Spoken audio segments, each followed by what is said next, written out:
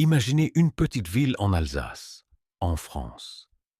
Nous sommes en 1924. Le silence de la nuit est lourd, pesant. La famille Burner vient de s'installer dans une maison qui semble normale en apparence. Mais les murs ont une mémoire. Tout a commencé par de petits détails insignifiants. Madame Burner remarquait que le lait tournait en quelques minutes, même en plein hiver. Les horloges s'arrêtaient toutes à la même heure, sans raison. Puis, les bruits ont commencé. Ce n'étaient pas des craquements de bois ordinaires. C'étaient des coups sourds, violents, provenant de l'intérieur même des murs de pierre.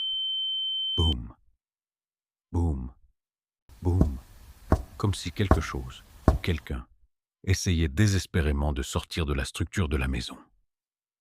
Un soir de novembre, alors que la famille dînait dans un silence pesant, l'impossible s'est produit sous leurs yeux. Une cuillère s'est levée lentement de la table, comme portée par une main invisible.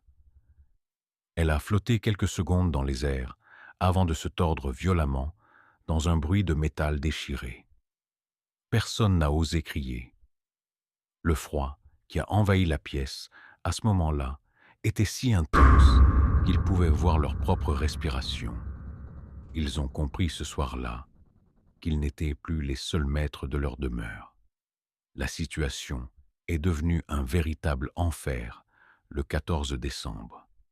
Alors que les deux fils de la famille dormaient, ils ont été soudainement projetés hors de leur lit par une force invisible et brutale. Leurs lits se sont mis à léviter jusqu'au plafond avant de retomber avec un fracas assourdissant qui a réveillé tout le voisinage.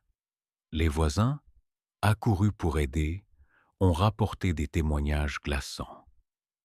À travers les fenêtres, ils voyaient des ombres humaines d'une noirceur absolue danser dans les chambres, alors que toutes les lampes étaient éteintes.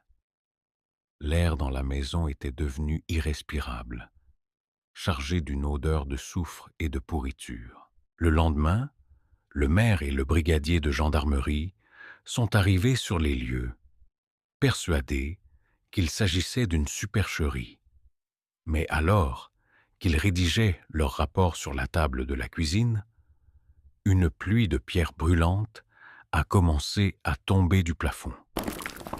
Des pierres rouges qui apparaissaient de nulle part. Le brigadier a écrit dans son rapport officiel qu'il avait vu des meubles de plus de 50 kilos se déplacer seuls à travers la pièce. La jeune fille de la maison semblait être en transe, parlant des langues inconnues avec une voix d'homme, profonde et colérique.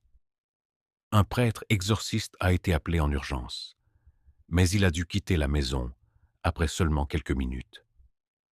Il a affirmé, le visage pâle, que l'entité présente était trop ancienne et trop malveillante pour être chassée par une simple prière. La famille Burner a fini par fuir en janvier 1925, laissant tout derrière elle, leurs meubles, leurs vêtements et leur passé. Ils n'ont jamais remis les pieds dans cette maison. Aujourd'hui encore, la demeure de Lanskron reste un lieu évité par les locaux.